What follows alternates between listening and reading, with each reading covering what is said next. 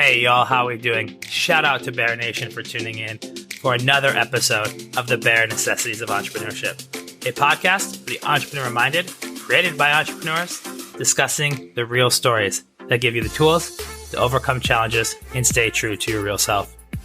As always, I want to give a shout out to our partners over at Fin.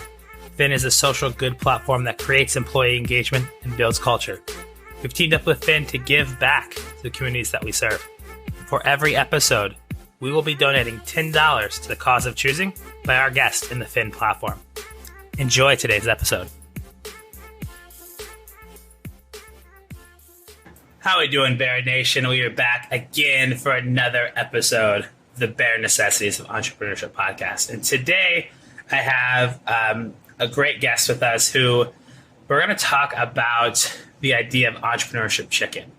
And we'll get into that here in a little bit. It's something that I have experienced myself, so I'm excited to talk with our guest, Whitney Osei-Akintaju.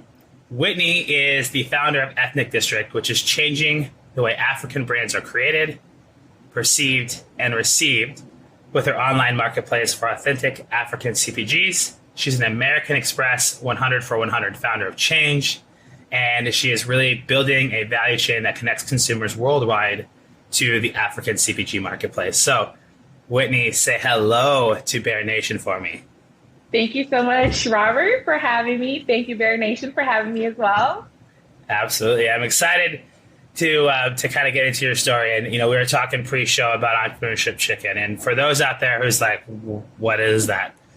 And we'll get into her story, and we'll get into this probably a little bit later in the show. But entrepreneurship chicken is something that many entrepreneurs fight with on a regular basis. And it's that moment of doubt when you start questioning, am I doing the right thing? Do I want to go back to a team, a job, stability? Is this meant for me? Why is this so hard?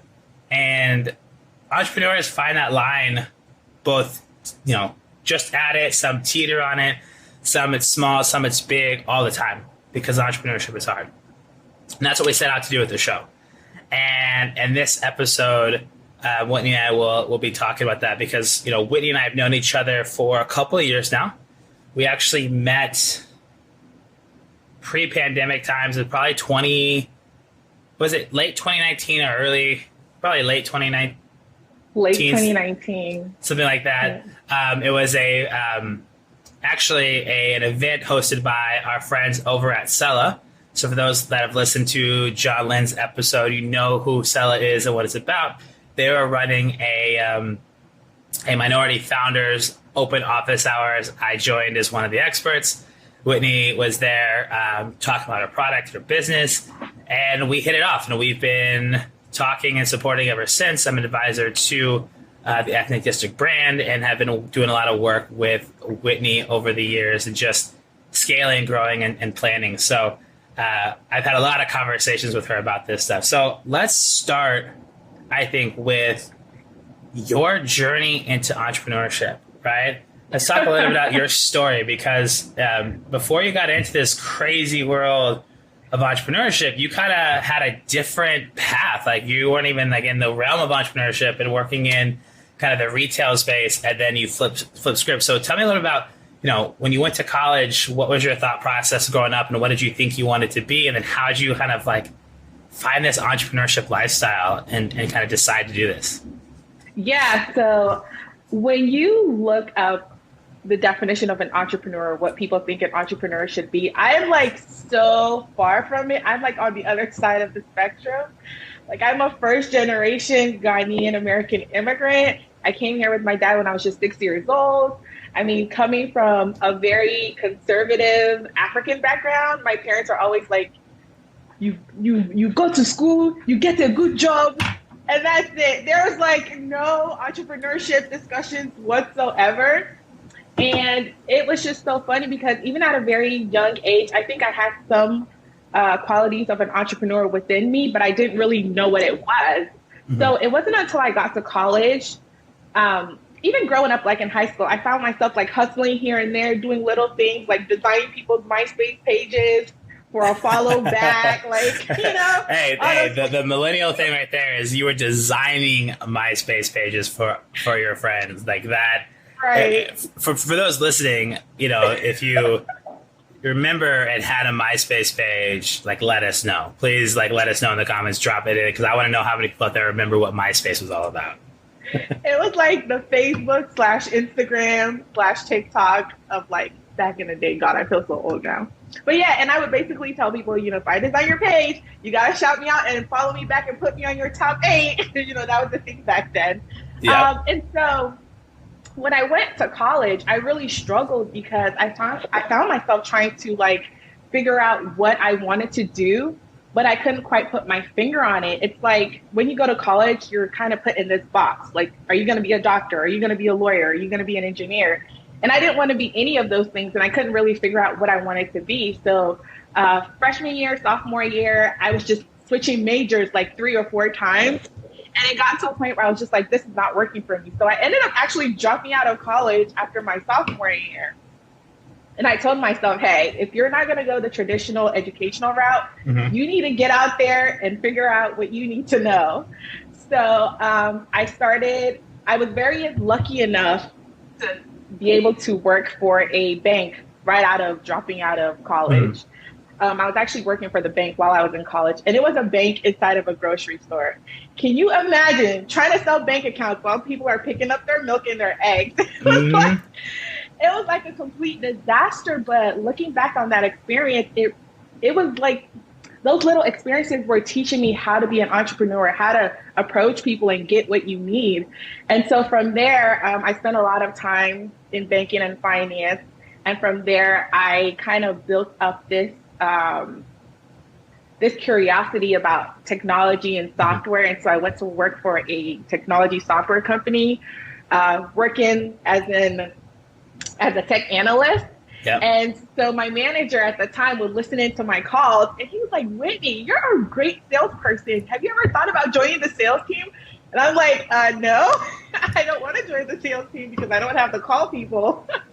But I went over to the sales team, and I ended up doing very, very well. So I was like, okay. And from there, I actually took some time off, moved to Ghana for a little bit, lived there. And I think living in Ghana is what really started putting those seeds in me to really create ethnic districts. And when I came back, I ended up working for a startup, which made me even love the startup ecosystem even more, because I really got to see a company start from scratch and build. And I got to work side by side with the CEO and learned so much from him in that process.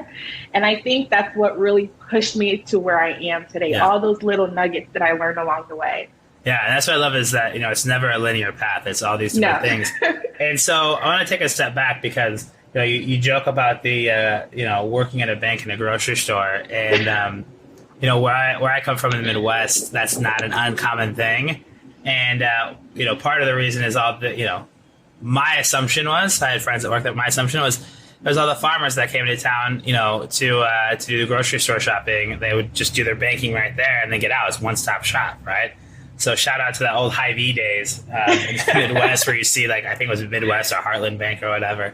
But I always thought it was interesting. Then they put a Starbucks, like, you can get your coffee, your banking, and your groceries all at the same time. You one stop and you're back out of town.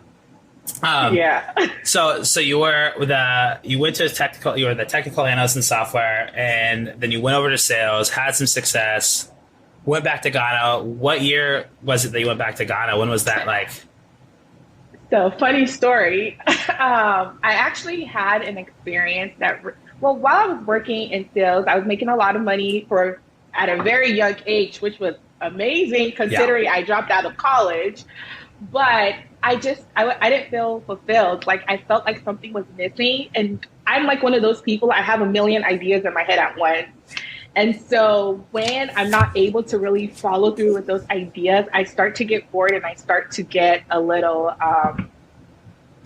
stagnant in that position. And I just wanted more challenges. So that was 2015.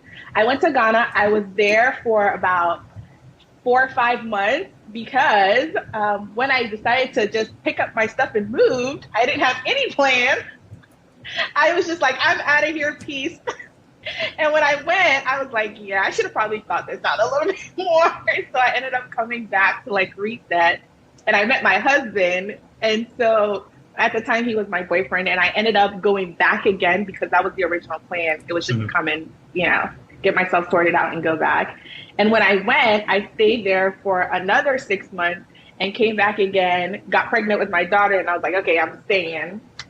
And so that's when I started working with the startup. And from there, I think I was with them for about a year when I started working on Ethnic District.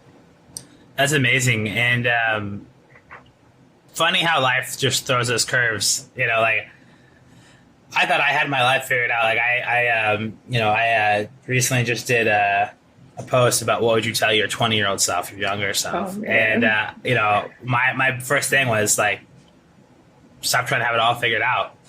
I thought I had to do all these things, and I bought a house and all these things, and that's when my life changed. Like when I finally kind of put down roots to buy the house and like do the things that I thought I needed to do was when I met my now wife, and 3 months later she was saying either breaking up or moving, and I'm like, fuck it, I'm on a plane in a year. Like I get that. And you sometimes need to just take a leap of faith with no real thought out plan to see what happens. So all these things are happening. You're traveling back and forth, you get married, and you get pregnant with your first daughter, and all these things are happening, working for the startup. Walk me through how all these things happening in succession, working for the startup, Ethnic District was formed, and like the why behind that, because this is a very craziness time, all these things happening at once. And then out of this is born this startup. So like, tell me how that all pulled together and tie the loop there.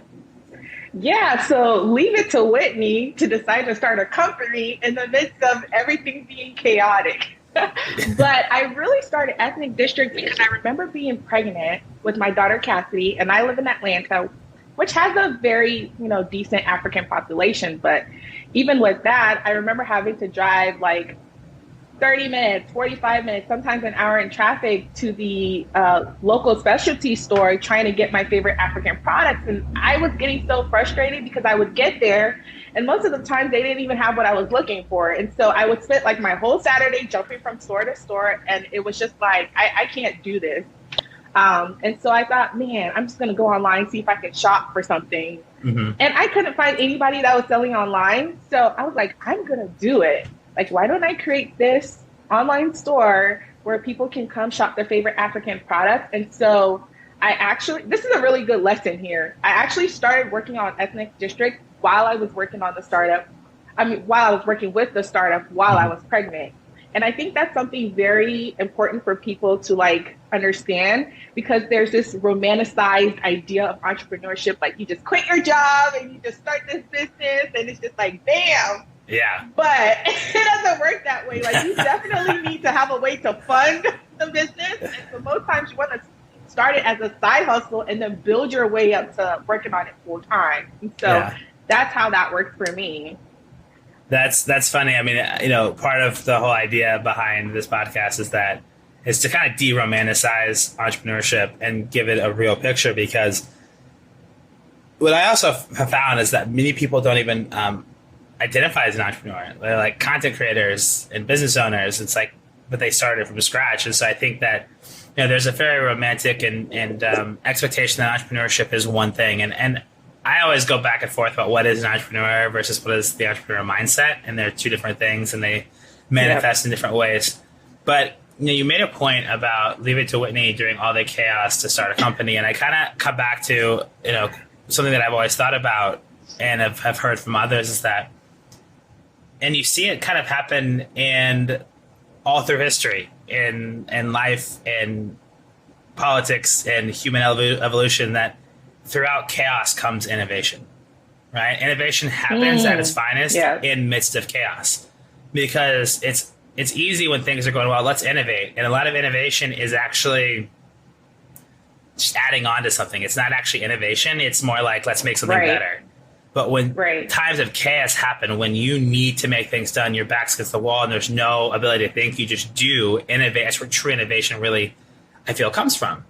And that's kind of shown throughout history. It's something that I've always thought about. And so I always love when I hear, I love that you hear like there's a problem, you find a solution, right? But in the midst of chaos, your problem solution was something different because it hit a different way. One, it was your own problem solution, but two, it was a tie back to home, having moved over here when you were 6 and having spent time going back and forth. And so Right. I think that is really interesting of how this all starts to tie together. So when you decided to launch this business, what did you have in mind with Ethnic District? Like, what did you think it was going to be? So when I launched it right off the bat, it was a marketplace. Like I thought I was gonna, have this Airbnb model where I was just going to have people come to me and say, "Hey, Whitney, I want to sell my products on your marketplace," and I was gonna say, "Okay," and then we were gonna have like all these customers, and I hit a reality check right off the bat because I actually, my husband and I always joke about this. I borrowed like $80 from him. I built the website, and then it was like, okay, cricket. Where are the customers that are supposed to be, coming to me? And I learned quickly that, in building marketplaces or sometimes in building companies in general, you need to tackle one problem at a time. Mm-hmm. So like for me, I had this chicken and egg problem. Like what comes first? Do the customers come first, or do I need to build the marketplace first? And so I quickly realized that I needed to build a marketplace, like actually have products on the marketplace first, and then like have supply first, and then the demand will come. Yeah. And so what I actually started doing, which is like, you do whatever you need to do in the beginning, that's not scalable. I would literally just go to the store. I would purchase like a few of each item, or I would just like ask them if I could take pictures at the store. I would come home, edit the pictures, put it on my website. And when customers would place orders, like my husband and I, like twice a week would go to the store, we would pick it up. They kind of knew what we were doing, so they would give us a discount, and then we would ship it out to customers. And we did that in the very beginning. Totally not scalable, but it helped me to build kind of like that customer base. Mm-hmm. And then it also helped me to see early on what products were really moving the fastest, so I could then buy those products in bulk instead of just having a bunch of products sitting in my garage, which I happen to be working out of at the time. So like, just like bare bones bootstrapping at a time is what we were doing in the beginning. So after that, slowly, and one thing that I did was I purposely built the site on WooCommerce, because it was super cheap and I knew I could like hack SEO to get my first customers. And that's what I did. Like I focused on, making sure every product was optimized, and then customers started coming. And then when the customers started coming, then the brands like started finding us and saying, "Hey, can we put our products on your website?" Yeah. And we just went from there. And that's amazing because, building a marketplace is two-sided and it's always tough. And so, I talk about that a lot, supply versus demand. And so I think that's amazing to hear. And so, as you're building out these partnerships with brands and suppliers, does that require you, or was that requiring you to go back to Africa? How did you manage, once you started getting this scalability, how do you manage that relationship? Because I know from having done a little bit of business in Africa, it's not easy. You have to know the right people, and there's so many different states or nations that you have to kind of coordinate with. So what was that? I mean, obviously being from there, you have that. What was that like to like build those relationships at a distance, or were you traveling back and forth because you have a newborn in the mix of all this? Like, what was that like?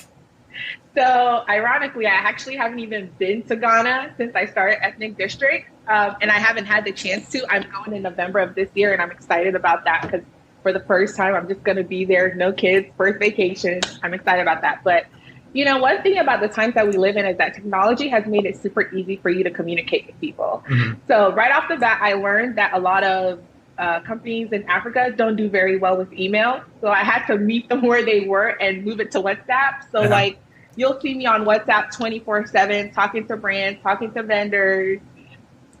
Like I'm up at 3 a.m. because of the time difference. It's like I feel like I'm working 24/7. So a lot of WhatsApping. Thank God for Zoom. We can do a lot of Zoom now as well. So that's pretty much how we've been communicating with the brands.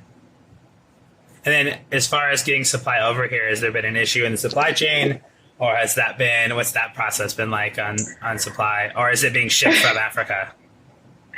So some of the brands that we work with ship their product from Africa, and some of them are based right here in the U.S. In the beginning, it was fairly easy, but then when COVID hit, and a lot of the supply chains were kind of getting choked up, we Yeah. were having a lot of issues getting products into the US. I mean, we had one vendor that they were one of our best-selling vendors. We were out of their products for literally like 3 or 4 months. I mean, we had wholesale opportunities that we had to turn down because we just knew we couldn't get the products by the deadline. So it's not too difficult. What I would say, though, is that there is a big education piece that goes into building a marketplace with African brands because, in Africa, they can be a little bit more lenient on things. And it's like when you come here, the FDA is like, no nonsense. We'll trash your stuff if you don't abide by our rules. And we kind of have to educate them on that. But so far, it's been pretty amazing.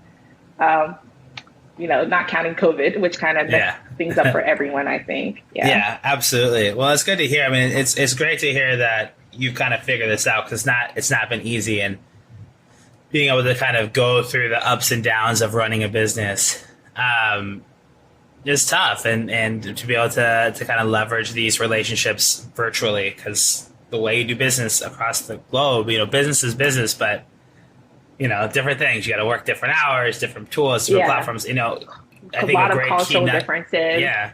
Well, a key nugget there is, I always talk with entrepreneurs about meeting your customers where they are. Right? You should be present on platforms where they are, whether that's Instagram, Facebook, LinkedIn, WhatsApp, right? Your customers in Africa, they don't use email. They're not on, LinkedIn like we are. They're on WhatsApp. They have communities. And in fact, India is the same way. That the amount of communities in WhatsApp is amazing. And I know like for Russia, it's all in Telegram. And so you have to understand there's communities built in all different platforms. And sometimes the ones that you don't think about because you're that true social, they're messaging platforms, but that's what the communities are built on. You need to be where your customers are. So that's, I think, a great kind of nugget there.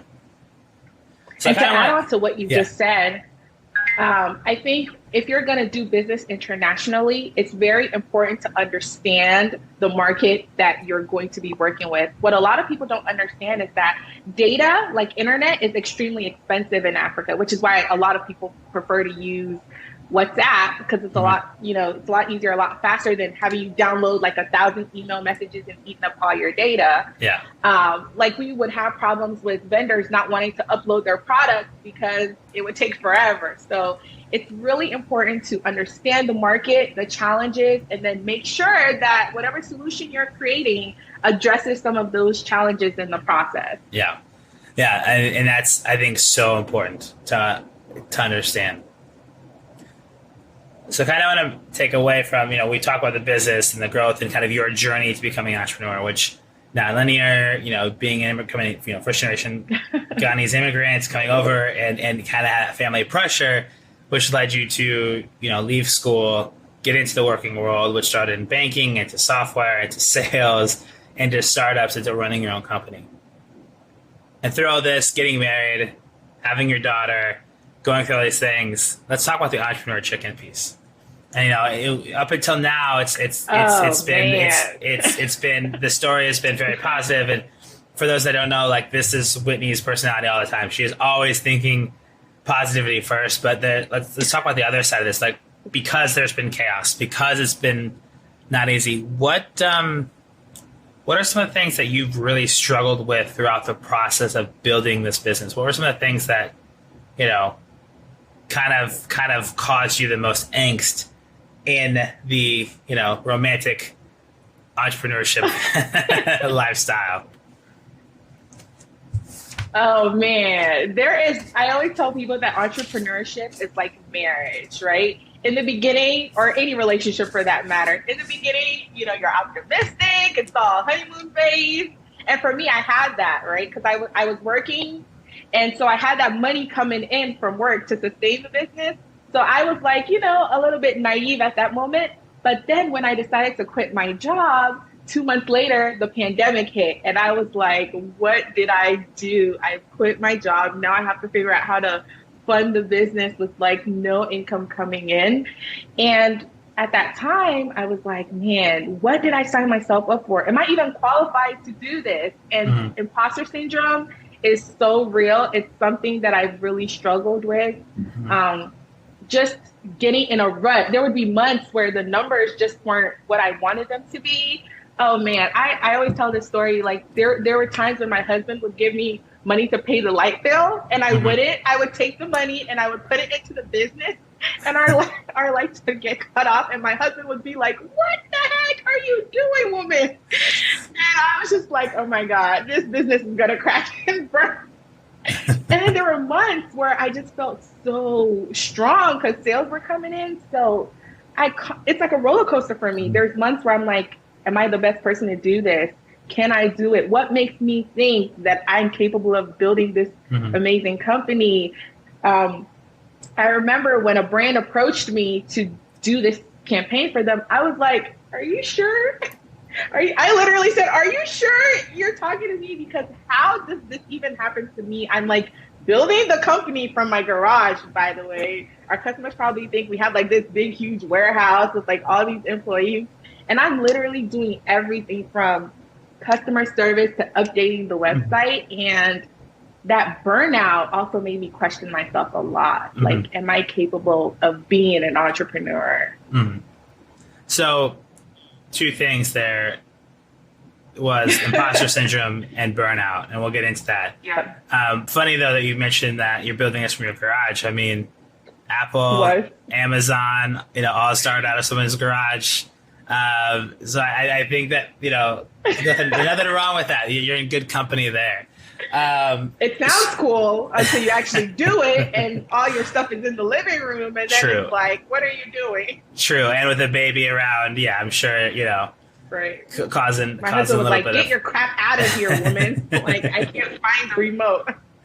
So, when it comes to the imposter syndrome piece, what are some of the things? Imposter syndrome is very real, and it's something that I don't know about you, but I go through waves of. There's some days where I'm like, yes, I'm meant to be here, and I am the person to talk about this stuff. And there's days where I'm like, where the fuck am I? Why am I in this room? Why am I on this stage? Why am I talking to these people? Why am I in this situation? And there's days I'm sitting at home and like, who the fuck do I think I am right now? Like, exactly. So, as you kind of go through that, like, what are some of the ways that you've overcome that? How have you continually managed your own imposter syndrome? I mean, to be completely honest with you, Rob, it's not something I've overcome. It's something that I still battle with every single day. It's one of those things that I have to make a conscious effort to tell myself, okay, you can do this. You're going to do this. You have done it and you are doing it. So it's not this, I don't think for any entrepreneur, it ever goes away. I was listening to an interview with Sarah Blakely, who builds Spanx with nothing and still owns 100% of her company. And she still talks about having imposter syndrome, even with all the success she's achieved. So I don't think for me, it's something I'm ever truly going to accomplish, but it's just letting myself know that I've done it, I'm doing it, and I'm going to do it. And then just riding with that. Yeah. I love that. I mean, I'm the same way, that I don't think I'll ever overcome it, but I can manage it. And exactly. And through that, it's, giving myself a little bit of, space for grace that, hey, here's the things you've done. Here's why, here's what. And, if they see it and they don't, like, you can't please everybody. Part of my imposter syndrome, not only is am I the right person, but it's, can I make everybody happy to believe that I'm that person? Exactly. And I think the hard part is that, especially if you put yourself out there in these kind of different veins and facets, is can you handle the criticism? Because not everyone's going to like you. Not everyone's going to think you're great. Not everyone's going to believe in what you do. And in fact, as you probably see yourself, as you start to grow something big, everyone wants to be a supporter. Hey, it's amazing. But I don't think it's going to work. And then it starts working. And they're like, oh, it's awesome, that's working. And they start getting resentful. And then they want to see you fail. And I was literally, I don't know if you've been seeing on the all of social, like the crate challenge is like the big thing. This is like, to me, it's just like, why? But there's a video that was going around of somebody doing this, and somebody wanted to see him fail so badly, they went and kicked the crates out from under him, so the guy fell. And somebody it is horrible, but somebody put like a kind of thing. It's like, PSA, we need to stop this. And this is like a lesson about life. There are people that want to see you fail so badly and find joy in that because they don't want to see you succeed that they'll go and ambush your success. Like, you have to keep climbing that mountain. And I was like, it's so true. And it also makes me, this is how I think about imposter syndrome. And so this is kind of how I manage it for myself. It's just like, look, like, there's people that were with me in the beginning, may not be with me later because maybe I'm seeing some success. There's people that are going to always be there, ride or die. There's some people that come at me late. And it's like, I need to take all of that and be like, this is why you keep doing this. This is your validation, both good and bad, to why you need to keep moving forward and keep driving towards the place that you want to be, you know? And that's how I manage it. I don't know if that's how you feel or kind of if you have anything to add to that, but that's just how I've been seeing it.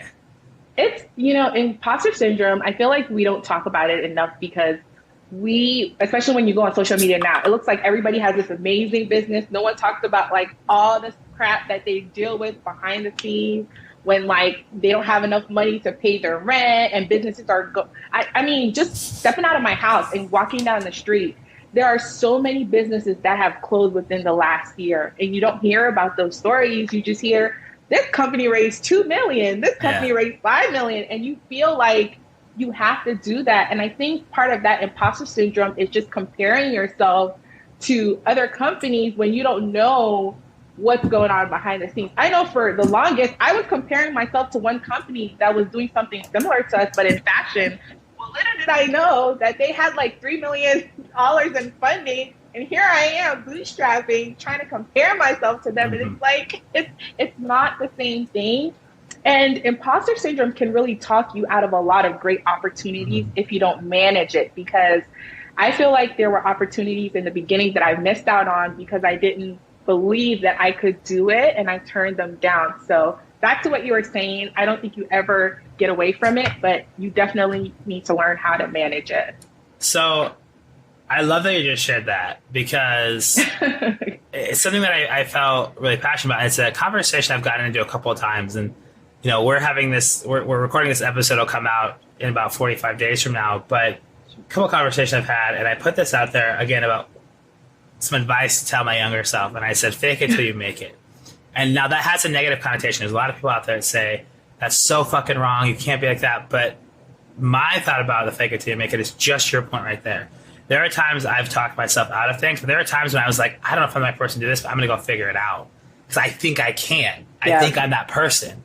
Because I had the confidence in myself to fake it, I went and did it, and I gained that experience. And there was time, I failed.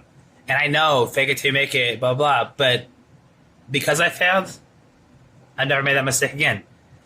We act like we have to be perfect. You need to sometimes fake it till you make it to overcome, to learn, and to kind of fuck up.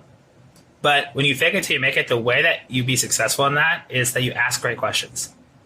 You try to have like that authenticity of, hey, like, yeah, I've only been here for a year, but what I've seen, what I know, what I think, what I feel I can do is boom, boom, boom, boom. And that's what I always mean by it. And people have fought me on this before, and that's their prerogative, but this is exactly why. Because of imposter syndrome, we talk ourselves out of things that we are equipped to do. It may be our first time, but we're never going to know if we can do it or not until we do it. So we kind of fake it a little bit and go make it happen, but we let ourselves get talked out because our imposter syndrome says, no, you're not the person.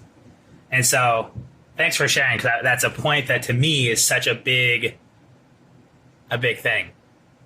Yeah. And just to add quickly to that, I say that when you are presented with an opportunity, take every single opportunity that you can get. I'll give you an example. When Warner Brothers called me and said, hey, can you give us 200 PR boxes full of like 15 products? I was like, how the heck am I going to put together 200 PR boxes from this garage that I'm working out of? But I said, screw it. I'm going to say yes, and I'm going to figure it out. And it ended up working together beautifully. Like the way that it just happened, it's like the universe literally was like, all right, we see you're taking that opportunity. We're going to give you some help so that you make it happen. And we made it happen and killed it. So I think not being afraid to fail and taking those opportunities as they come will sometimes help you pivot your company. I know that Ethnic District, we definitely are not what we started out with, because we failed so many times. We listened to our customers, we reiterated and pivoted into a much stronger company, which is what we are today. So definitely take those opportunities and figure it out. Absolutely. Sometimes when you put the intention out there of what you're going to go make happen, you'll do. Exactly. And that was a nice subtle drop. There's something that Warner Brothers reached out to you. Can you tell us a bit more about which opportunity and what and to what context at all, or what can you share with us about that? Listen, when I got that email, if I didn't know the person that sent that email, I would have thought it was a complete scam. I think I actually remember texting you Rob, you won't believe what just happened. So this is why it's really great to build networks, right? Because your network is your net worth. And I really mean that in its sincerity. So one of the brands that we work with, the brand owner just happens to be the PR person for a Warner Brothers TV show. And so she was tasked with coming up with this creative PR box because of the lockdown. They weren't able to do certain things. Mm-hmm. And she was thinking, the show was Bob Hart's Abishola on CBS, which is about a Nigerian woman who marries this Caucasian man here in America and goes over their life and everything. And she was like, man, what am I going to do about this PR box? Who do I even know that has African products to put in this PR box? And she was like, oh, Whitney has this marketplace with products. Let me reach out to her. And when she went on our website, we just happened to have the hero banner was one of our vendors holding up a box, which had all these different items in it. And she was like, this is perfect. So she reached out and she was like, will you do this? And I'm like, I let it sit there for a minute because I had to come to terms with it. But I was like, yes. And I'm going to do it very well. So, they were like, all right, let's do it. I pitched them the idea, here's what we can do with the boxes. They loved it. The producers, everybody loved it. And we just took it and we ran, and it was a huge deal for us. Absolutely. Monetary wise, PR wise, it was amazing. Absolutely. That's a pretty big show too, on CBS, Warner Brothers. And, again, coming back to, this is why you network. This is why you create opportunities and you talk to people and you figure out, because you never know when that's going to come back around. And I absolutely love hearing that. And I'm really excited that happened for you, and it's a big opportunity. And it's so funny that happened because right at that moment, I think I was talking to you and I was telling you, I wanted to give up on this company. So much was going on with COVID that I was really having that imposter syndrome. So to have that happen and then American Express happened right after was just okay, I'm doing something right. Yeah.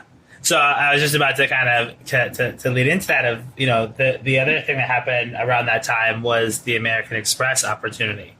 And for those that don't know, is that a lot of companies like American Express, Googles of the world, Amazons, et cetera, have grants and different cool projects and opportunities for founders, but specifically for BIPOC founders. And, we were talking about that at this time, and you were kind of maybe I should apply, maybe I shouldn't, I don't know, going through this moment of kind of existential crisis, and then CBS happens, and then talk about American Express and this amazing opportunity that kind of happened a little bit because you put yourself out there, but kind of also a little fortuitous and just that whole scheme of things. Yeah. So I think you have this one thing that you always tell me, which is I think it's success. What happens when luck meets opportunity? Yeah. I forget how you say it exactly, but it's in order for me to have gotten that opportunity, I had to have the company running. If American Express would have came my way and I had nothing to show, I just missed out on this amazing opportunity. So you constantly have to be prepared so that when those opportunities happen, you have a better chance of getting them. And so it was a Friday night. I was laying in bed. It was 1 a.m. The CEO of iFund Women, Karen Khan, sends me this email that's hey, this company is doing this thing for Black founders and they're interested in you. Can you fill out this quick questionnaire for me? And I'm like, Karen, it's It's like 12 a.m. on a Saturday. What are you talking about? But I was like, you know what? You know, it's funny. I almost talked myself out of filling out that application because I was like, there's no way I'm going to get it. Like, whatever it is, what makes them like think I deserve to be whatever it is? And so my husband was like, girl, just do it. Like, you get it, cool. If you don't, okay, you're where you started. And so I just did it. And then a few weeks later, I found out that I'd been selected. And I was just like, and what made it even better is one of the members of the American Express team that was looking through the application was Nigerian. And she completely understood the struggle of like finding African products. And she was like, when I saw your company, I was like, oh my God, I know this struggle too well. And so imagine me just like like if I wouldn't have filled out that application or taken that opportunity, you know, I would have missed out on a customer potentially and this amazing opportunity. So that's how that happened. And what was really cool about this American Express founder of change that in addition to like funding, which I desperately needed, which allowed us to keep going during COVID, they also gave us lots of educational resources that we were able to take and apply to our business, from learning how to read cash flow. So it was such an amazing opportunity. It really was. I love that. And this is why, you know, for anyone out there in Bear Nation listening about going after growing a business, potentially getting funding, et cetera, don't always think traditional VC, especially BIPOC, Women X Founders. A lot of these organizations have special programs to support, and you'll never know until you apply. And this is why I tell every founder, every entrepreneur, if there's an opportunity to fill out something, to be a part of something, a competition, just fill it out. Take the 20 minutes, whatever it is. You may not hear back from 90% of them, but guess what? Somewhere along the line, somebody's going to see that, and some connection is going to happen. Go apply for that startup reward. Go apply for that grant. Go apply for that. I know it takes a lot of time, energy, and effort, and it's a pain in your ass, but don't stop doing it. Don't sleep on it. It just opens up all these opportunities. And I think that it's tough because a lot of people don't know that these opportunities exist. They think traditional funding, they need to go do a traditional seed and then Series A. And, you know, I have people that talk to me about, you know, oh, we're looking for a Series A. I'm like, you're looking for your Series A funding, like, you do realize that you have to have $1 million ARR. Oh, really? Yeah. Oh, I didn't know that. And so there's a lot of education that's needed. And so look for other opportunities. And this is also why I get involved with as many organizations, networks as you can. And anyone that's out there from other countries looking to make things happen, contact local chamber of commerces. Talk to, you know, different organizations, whether that's local or international. Like, find those communities that you can lean into and ask those questions. So, and I think this is something that we talked about when I started. I was thinking, you know, coming from where I was coming from and not knowing much about entrepreneurship, I always thought that the only way to fund your business was by getting investors. And we had a conversation where you were like, you know, slow your roll, you know, because in reality, not every company is VC investable. You can have a very successful small business and make millions of dollars and have a really, really good company. You don't have to off the bat go get millions of dollars in funding, because what you don't realize is the VC funding comes with VC expectations, right? They're looking for a 10x return on their money. And so one thing that you told me is like, look into grants, look into crowdfunding. There's so much that you can do before you even get to that point of getting an outside investor. And while you're doing that, you're able to validate your idea in the process without any pressure. So I think that's something great for people to consider as well. I love that, because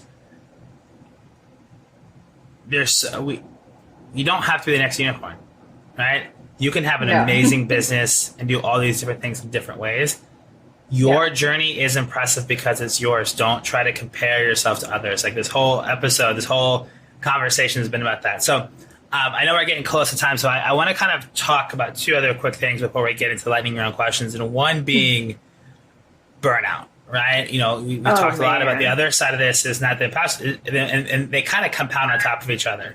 And, you know, you've definitely messaged me multiple times like, kind of not freaking out, but like in this Freaking out. headspace, Definitely in this freaking out. headspace, and we've talked, and you talked about things like maybe just moving back to Ghana and all these things. So now you're going on vacation, which I think is definitely needed. But how have you been managing your time? Like, talk to me about, and I know it's not always perfect, but talk to me about burnout and time management, and what are you doing for Whitney? What is your mental health, mental wealth plan, if you have one, to kind of combat? Yeah. So, like, I want to give you this amazing answer that says I figured it out, but to be honest, I haven't figured it out. Like, I'm still struggling to find that balance of like being a mom, being a wife, and running this amazing company. And so for me, what I've learned to do is just like, if it's just one day out of the week, just take some time off, just shut down my laptop and just like, don't do anything. Spend time with my family uninterrupted, turn off my phone. That's one thing that's been really helping me. And even though I haven't been fortunate enough to be able to go on vacation since I started the company, there are times where I just go off the grid for like 3 days, don't take any phone calls and don't do anything, and just keep my mind, clear, because sometimes that burnout just might make your imposter syndrome even worse. Yeah. Like, when you're burnt out, it's hard to think clearly and make sound decisions for your company. So you absolutely have to make sure that your mental wellness and health is first. And then after that, you can always work on the company, because if you are not around, or if you're not in the mental capacity to build the company, there's not going to be a company. So I think that's really important for entrepreneurs to know. Absolutely. And I'm 100% about that and with that. And, again, I'm trying to figure it out too. And there's times when I know I need to get so much stuff done and I have so much anxiety about it that I just shut down and like, we'll play video games, or shut down and like literally sit on the couch doing nothing. Yeah. And it's both productive and counterproductive at the same time, because that happens. It is. And, I know not only running a company, having a daughter, being a mom, and, being part of your family with your husband, and, building dealing with the issues of the pandemic, and just, kind of life has been crazy. Living down in Atlanta, all the things that that you have going on for you. I think it's just, it's really easy to let it all be a burden, and you got to find ways to kind of manage that, and also take some time for yourself. So I'm glad that you're working on that. And for anyone out there, Whitney's idea of like taking time off like that is amazing. For me, it's Friday afternoons. I'm done every Friday at 2:00. And Friday afternoons are meant for me to do things that I want to work on, things that I want to do nothing if that's the case. And I kind of make that up on Sunday morning. But those Friday afternoons are shutting down, kind of shutting my mind off, allows me to really just, at the end of that week, kind of settle. And it's been super helpful for me. It's tough. Yeah, it's very tough. It's super tough. I don't want anyone to think that it's like super easy, because I know even for me, sometimes I'm like, all right, I'm just going to reply to this one last email. And before I know it, I've been sitting on my laptop for like 4 hours. So sometimes you just have to literally like shut down, or else you won't be able to do it. And it's understandable, right? Your business is like your baby. You feel some kind of like guilt when you're not giving it all of your attention, but it's absolutely necessary to take that time off for yourself. Shit, I feel guilt when I don't respond to an email in 24 hours. Right. If I have an email sitting in my inbox for like 3 days, I feel freaking bad. And I'm always like, sorry for the delay. I'm like, wait a second, delay. It's been 3 days. Like, this wasn't a time sensitive email. It wasn't like action required. It was like 3 days. Like, it's a perfectly acceptable response time, or like when I don't respond to a text within hours, like, I feel bad. It's like, I got to stop thinking that I got to be on all the time. It's so bad that like I've done it so much that people have gotten accustomed to it. They don't hear back from me. They're like, wait, are you okay? I'm like, yeah, I'm fine. Like, I just haven't had time to respond. Yeah. So, yeah. Yeah. I'm working on that myself, of not responding always right away. Not always easy. Yeah. I'm also like, people show me like their phone, and they'll have like, this is how many emails and text messages I get. It's like 125 text messages, 3,000 emails. But I'm like, my OCD goes into overdrive. Like, I'm the guy that always has to keep that clean. Oh, I hate it, but it also, and I get it. Like, what I envy about those people is that they can actually prioritize time to work on what they need to, and all those things take a back seat. For me, I can be like, I'm going to write and have notifications, and then I'll have like 15 messages, and I'm like, I need to respond to these and get these clear, because that little dot up there gives me anxiety, and I can't think about what I need to do unless that's done. And it's something I battle, and it really makes it hard for me to get like work done in blocks, because I need to respond to everything, and that keeps me from actually getting stuff done. And it's I haven't figured it out. I've tried. I'm working on it. Haven't figured it out. But I don't think anyone ever really does, right? It's not about figuring it out. Like, hell, we're never gonna have it figured out. That's life. No. If we figured out life, we'd all be in a much better place. But I think that's kind of the beauty of it, is that you figure it out as you go, and you learn lessons along the way. But you're never gonna have it completely figured out, and that's okay, because you always need something to kind of work towards. Yeah.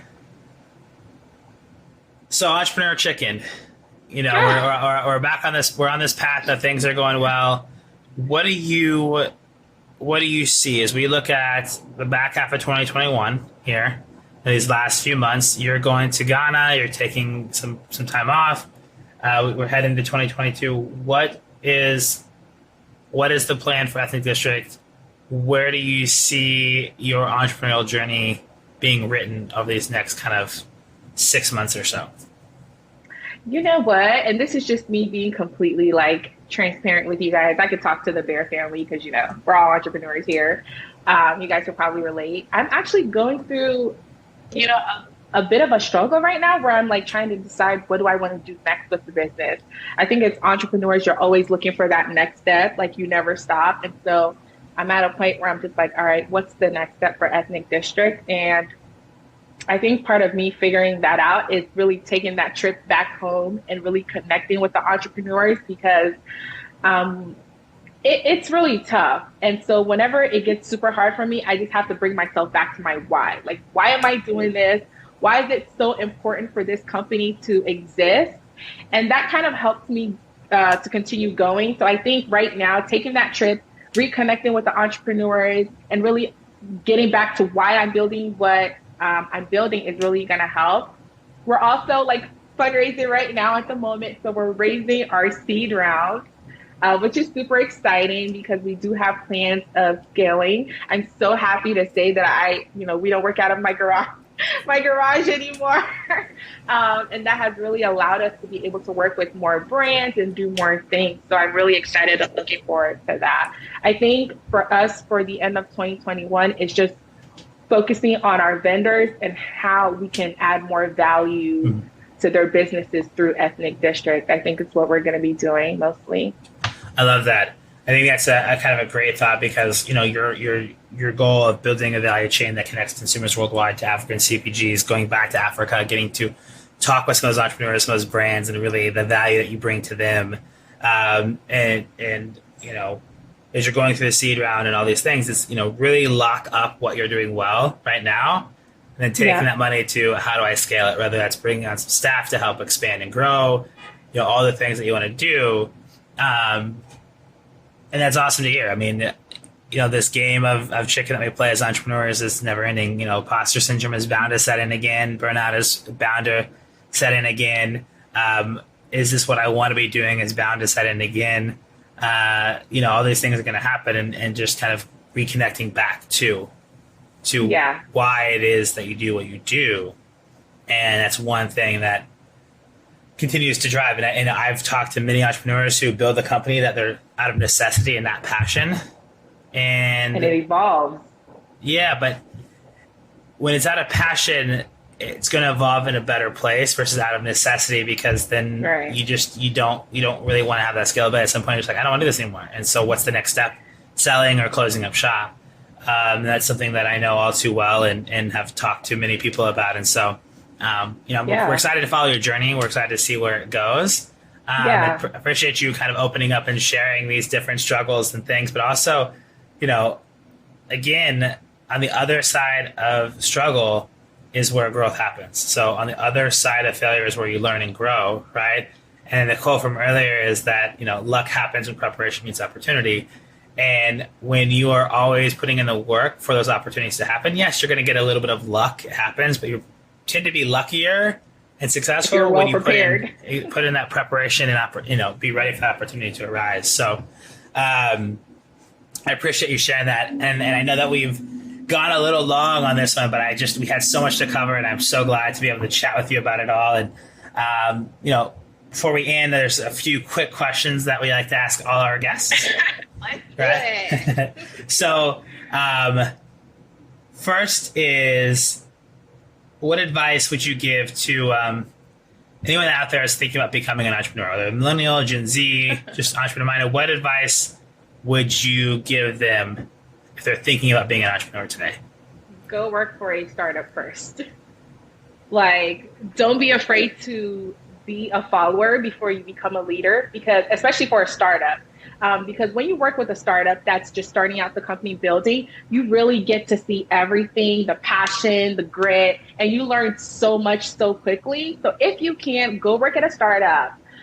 Sometimes when you have an idea, you feel like you have to create the solution, but oftentimes there are solutions out there that you can become a part of to make better. So you don't always have to start your own company. You can join another company and help create something amazing. I love that. I mean, my how I got into this world is I joined a startup and I saw that and fell in love with it. And I had so much passion helping build it for somebody else first before it took me actually 5 years from when I first worked for a startup to like growing up to start my own business. But that was a foundational experience for me, and being able to see that from different ways and also learn how to work and see some of those mistakes happen and those positive things happen. So I love that advice. And also, we talk about startup, we're talking about true startups. So, saying I work for a Series A startup is not working for a startup. That's working for a growth stage company that has $20 million invested into the company. We're talking about go to a true 0 to 1 like startup. They're working out of the garage,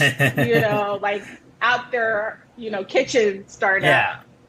Because there's different levels of startups, right? Startups, scale-ups, growth stage. So just understand too, if you're looking to be an entrepreneur, you can't go into a Series C funded startup, not a startup, but Series C funded company and say, oh, I work for a startup, I'm going to start my own business, and be like, oh, that translates because there's so many steps that are missed.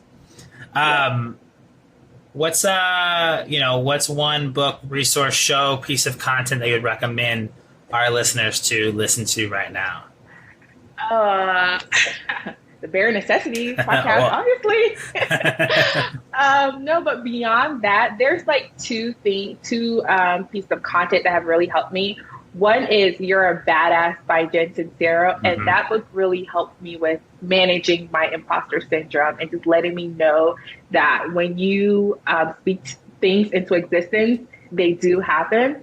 And then the other one is another podcast that I also really like, which is Side Hustle Pro by Nicola Matthews Okome. And it talks about, the startup grind from like the bare bones, building your company from a startup into a profitable business. And I love that one as well. Yeah, I love it. It's a good one. Very similar to kind of what we're trying to do here with the Bare Necessities. Yeah. Right? It's like you don't have to make the mistakes. You can learn off of what other people have done to avoid them. Absolutely. And then from your perspective, I love this question. What is your superpower? Man, am I resourceful. Like, I'm talking take like dust and turn it into chocolate. Resourceful. And I think that people build that becoming an entrepreneur. Oftentimes you have very limited resources and you just have to pull whatever you can to make it happen, because no one really cares about your woes. All they care about is the finished product. And that has made me extremely, extremely resourceful. Love to hear that. And I think that's such a great superpower, because you got to understand, you don't have to do everything. You don't have to reinvent the wheel. Who do you know? Yeah. What can you bring in? Who can you circle the wagons around? And then the final question, what is your lasting message for Bear Nation today? Oh, Bear Nation. I think what I would say is, no matter what you're doing, whether it's starting a company, working at a company, it's extremely important to live your truth, right? Everyone is very different, very unique, and that's all part of what makes up your secret sauce. It's all part of what makes you different from everyone else. So with everything that's going on, social media, everyone's trying to be like everyone. Know that there is a lot of opportunity and a lot of substance in just being who you are, living that truth. Because there are experiences that I have personally faced that have made me the Whitney that I am today, that has made me able to run this company. And it's the same for every other person. So own your truth, live your truth. I can't love that any more than I do, right? Your story is impressive because it's yours. Exactly. So Whitney, where can my listeners find you if they want to continue the conversation or follow up or ask a question? Where can they find you? What are the details? Sure. I am very active on LinkedIn, and that's where I connect with a lot of people, including Rob.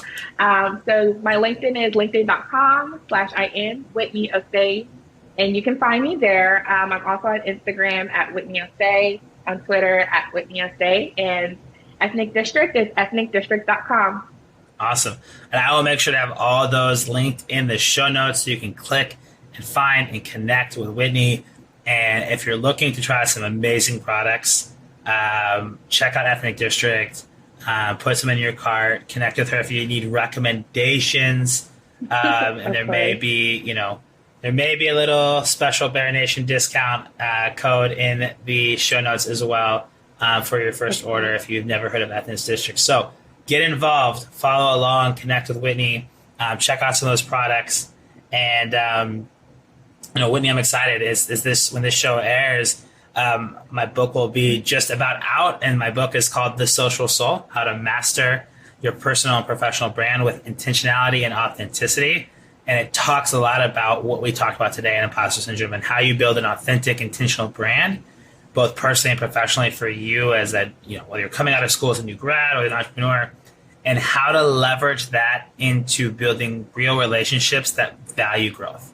So a lot of things we talk about here, it's not about being an influencer. It's not about, living the perfect life online. It's about being an authentic, true self and how to use that to grow your sphere of influence, your conversations, your brand, and your business. So that's what the book is all about. And it should be released. I can't wait. Me either. And when this episode comes out, it'll be releasing about the same time. The book will be out in November. And all the details for that will be in the show notes as well. So make sure you take a look at that and check it out. Whitney, thank you so much for being here. I appreciate you sharing your story with Bear Nation. And you're just an awesome human. And I can't wait to hear about your trip back to Ghana and hopefully just refreshed and relaxed. Now go enjoy the rest of your day. Spend some time with your daughter. And I appreciate you for being here. Thank you so much. Thank you, Rob. It was such a pleasure. Absolutely. Bear Nation, stay well, and then tune into next week's episode. Bear Nation, once again, thank you for listening to the Bare Necessities of Entrepreneurship. If you enjoyed this episode, please subscribe and leave us a review. And until next time, take care.